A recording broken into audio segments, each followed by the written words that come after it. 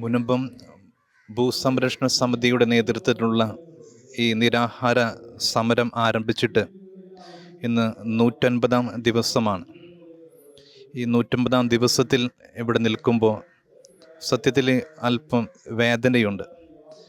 കാരണം നിരാഹാര സമരത്തിൻ്റെ 1-ാമത്തെ ദിവസം മുതൽ പല സാമൂഹ്യ രാഷ്ട്രീയ നേതാക്കന്മാരും ഇവിടെ വന്നു പോകുമ്പോൾ അവർ പറഞ്ഞൊരു വാക്കുണ്ട്: ഞങ്ങൾ നിങ്ങളുടെ കൂടെയുണ്ട്, ഏതറ്റം വരെയും ഈ ഭൂസംരക്ഷണ സമിതിയുടെ ഈ ആവശ്യങ്ങൾ നിറവേറ്റുവാനായിട്ട്, നിഷേധിക്കപ്പെട്ട ഈ നീതി അവകാശം നേടിയെടുക്കുവാനായിട്ട് ഞങ്ങളുടെ കൂടെ ഉണ്ടാകും എന്ന് പറഞ്ഞിട്ട് ഓരോ ദിവസവും വന്നു പോയി 150-ാമത്തെ ദിവസം എത്തിയിരിക്കുകയാണ്.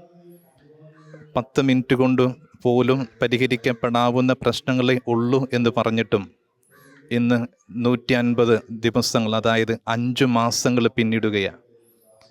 ചോദ്യം ഇതാണ്: ഒരു സാധാരണക്കാരൻ്റെ നീതിക്ക് വേണ്ടിയുള്ള ഈ കരച്ചിൽ ഇനിയും കേൾക്കപ്പെടുന്നില്ലേ?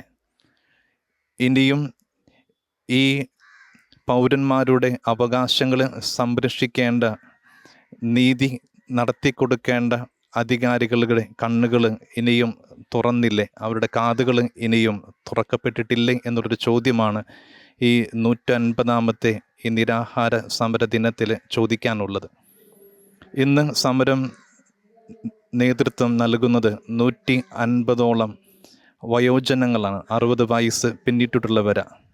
സത്യത്തിൽ അവരുടേതായിട്ടുള്ള സ്വന്തമെന്ന് പറയുന്ന ആ സ്ഥലങ്ങൾ, അവരുടെ സ്വന്തമെന്ന് പറയുന്ന പുരയിടങ്ങളും അവരുടെ കിടപ്പാടവും സ്ഥലങ്ങളുമൊക്കെ നഷ്ടപ്പെട്ടു പോകുന്നു എന്നുള്ള വലിയ വേദനയോടെയാണ് അവരുടെ പ്രായാധിക്യവും രോഗാവസ്ഥകളും ഒക്കെ മാറ്റിവെച്ചിട്ട് ഈ സമരപ്പന്തലിൽ അവർ ആയിരിക്കുന്നത്.